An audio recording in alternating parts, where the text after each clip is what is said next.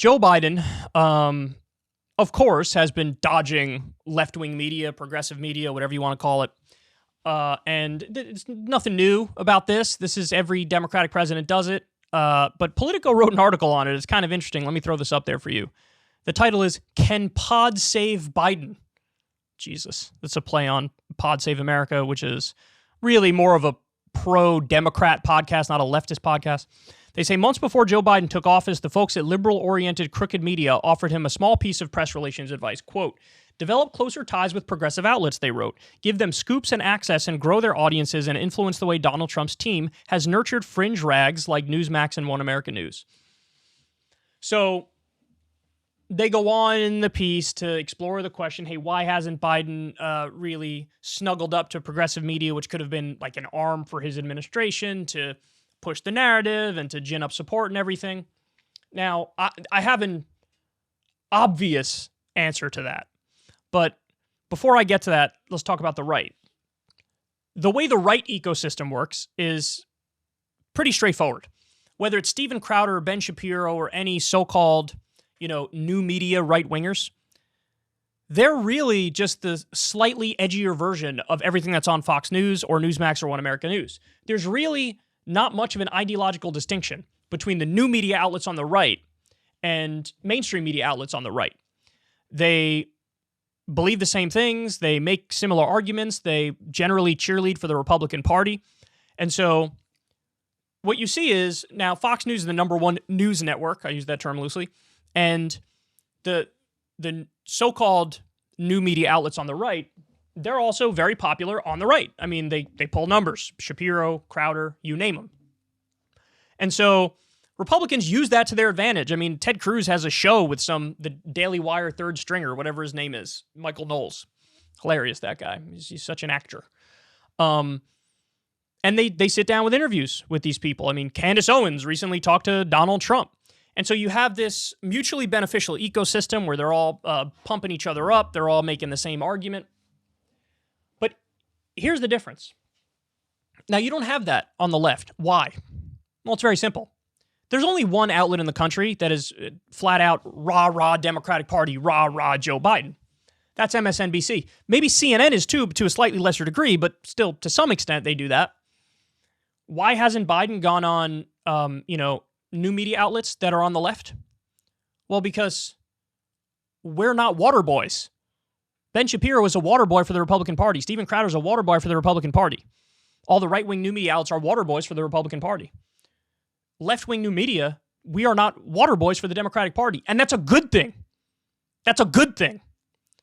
So in other words, from independent left new media, what do you get? Well, I tell you guys the truth.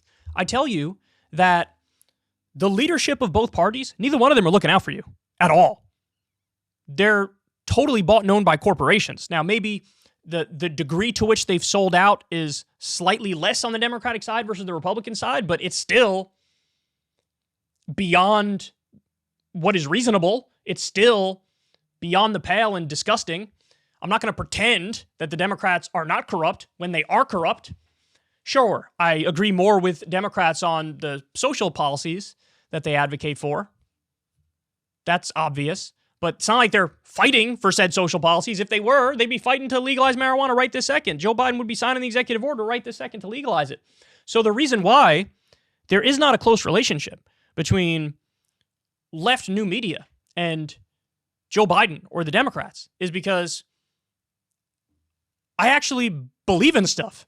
And I don't have a loyalty to a person or a party. I have a loyalty to a policy and a principle. And so I don't even blame them. You get the sense in the article that they're like, well, Biden missed this opportunity. He could have done this and it would have been beneficial and all this stuff. And it's like, well, no, I actually think the Biden administration is correct not to snuggle up to people who are in left-wing new media like myself because I don't agree with him on so many things. So I'm going to be harshly critical of him no matter what. Now, look, are there rare instances where I was the only one giving him credit or one of the few giving him credit? Yeah, the pull out of Afghanistan. I was giving him a tremendous amount of credit because he deserved it. And he was getting absolutely, dragged through the ringer when it comes to mainstream media. Even the outlets that normally carry water for him, like MSNBC, even they were going after him. Everybody was going after him for that. I was defending him on that. But those issues are so few and far between that, like, if I'm giving him credit 3 or 4 times on 3 or 4 separate policies, but I'm disagreeing with him on 30 policies, yeah, of course he's not going to want to snuggle up to me on that front. Now, but there is a deeper question, though, because that question's easy. This part is easy. Everybody knows this. This is easy. If I'm telling you both parties are corrupt and nobody's looking out for your interest, well, you know I'm trustworthy, but you also know nobody in the club is going to want to talk to me because I don't want to be in the club. And they don't want to snuggle up somebody who's going to lob bobs at them. But the deeper question is, why aren't the politicians who nominally do agree more with us, why don't they come on our shows? Why don't they use our platforms? And that answer is more complicated. And I think what that answer comes down to is massive disagreement on strategy to the point where I am harshly critical of them too. So, of course, I'm talking about the squad or squad-aligned politicians. You know, Ro Khan is probably the one who reaches out the most and goes on most of the, left new media platforms. And look, to his credit, people say, like, he's one of the more honest ones. He's one of the more upfront ones. And, you know, he'll even take the hits. He came on Kyle and Friends. Crystal and I disagreed with him on a number of things. And he was willing to have the conversation. But he's like one of the only ones, if not the only one at this point. The others don't like going on left new media because I've also been harshly critical of them, you know? Granted, it's more over strategy than policy because I don't doubt the sincerity of a lot of these people that they believe in the right things or many of the right things. But at the end of the day, when I look at how ineffectual they are when it comes to policy, when I look at their inability to use leverage, I look at their not willing to stick their neck out and take fire from the media when you need that in order to create change, my fundamental criticism of them is there's no leadership skills, there's no intelligent strategy, and fundamentally they're weak and they're sort of cucked by the Democratic leadership. So there's your answer on that. Why would they want to come on the show when I think they're weak? You know, like they want somebody to fluff them up. And that's what the new media outlets on the right do to Republican politicians. That's what mainstream outlets on the right do to Republican politicians. On the left, sure, MSNBC might oftentimes fluff up Democratic politicians, but that's not my job. That's not my job. Nor should it be. You know? So there is a difference. So I don't even blame them that they don't want to come on the shows. You could say there was a time when you could blame them because it was the left new media operations that did the most to get a lot of these people elected. And before we knew how poor their strategies were, they should have snuggled up more to left-wing new media, and it would have been mutually beneficial, and they would have had what is effectively an aggressive arm on their side. But that honeymoon period was short-lived anyway. So I actually don't blame them. I just think it's pathetic that there is nobody who really represents the principled left perspective that has any power. I mean, look, if I was elected and I cared about these things, I would go on the media shows that are aligned with my values and my philosophy and my policies. But I'm actually super committed to those policies, so I have nothing to hide. I have nothing to fear. And even if I do a strategy and it doesn't work, I'll be honest and be like, look, I tried it and it didn't work, so we got to refocus here and re-strategize and find a new way of trying to achieve these things we want to achieve. But yeah, that's always been the case. And then the final point is big money. There's big money, not just behind mainstream media on the Republican side, mainstream media on the Democratic side, but there's big money behind, right-wing new media. There is. They have a lot of big money donors. They have a lot of support. Now, why? Because they don't threaten the status quo. They don't threaten corporate rule in this country. In fact, they support corporate rule in this country. For somebody like me, I don't have big donors, and I don't want big donors because that's not what I believe in. So that's why, I've never talked to an advertiser my entire time doing this show for about a decade. And Crystal Kyle and Friends, for example, is all funded through small dollar donations. And this show, Patreon's a huge part of this show. Because I don't talk to any big advertisers, you guys make up the difference. It started with Adpocalypse when we got hammered for no reason with Adpocalypse. You guys pay this show $2 a month or $5 a month or whatever, $7 a month, whatever you're comfortable paying, because I'd rather have the support of the base and stay true to my principles than take big money and feel weird sorts of pressure about having to deliver for some company. So that's the other part, is when you actually have left new media, we're principled. We don't believe in the corporate rule. We don't believe in, taking big money. And you're not going to have any friends in official places if you're basically self-ostracizing, actively taking yourself out of any consideration for the club. And I don't want to have it any other way.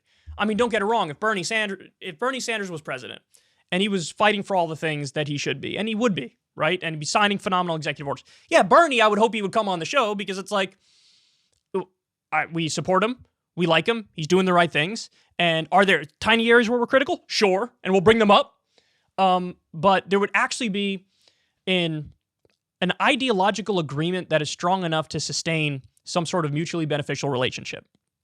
But you just don't see that with other politicians. So that's why Democrats don't use left new media. They have a good line in this piece that said something like, Republican politicians fear their base and fear their media. Democratic politicians hate their base and hate their media. They simply don't agree with us, and we don't agree with them. And the left base is much more independent-minded. We're not just going to go along to get along. We're not just going to repeat the narrative that these Democratic politicians want us to repeat. So, of course, we're not going to be snuggled up to powerful Democrats. I guess in this piece, since they're bringing up, like, Pod Save America, yeah, like, there are Democratic apologist new media networks, and maybe those people have also not had close relationships with Democratic politicians, but that makes it even sadder. Like, at least the right, they're carrying water. They're being the water boys for the Republican Party, but the Republican Party returns the favor and goes on their shows and stuff. With, like, the Pod Save people and other Democratic apologist new media networks, they're carrying water and still not even developing any relationships with the Democratic politicians, which is just sort of extra sad. So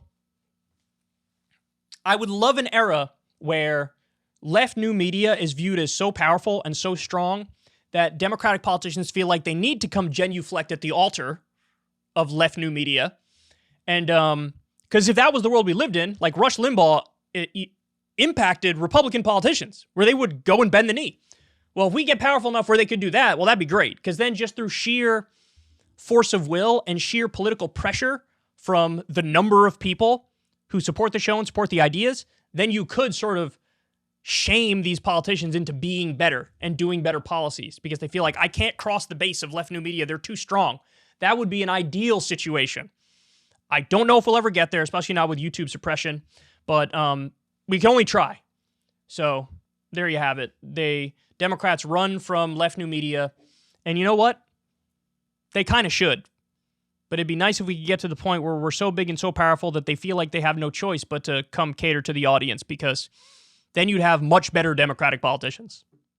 Ever since Adpocalypse, when YouTube defunded all independent news and politics overnight, we haven't trusted them. We know they can pull the rug out from underneath us at any time. If you enjoy this content, please consider tipping $1 or $2 per month on the Secular Talk Patreon. Link in the video description box below.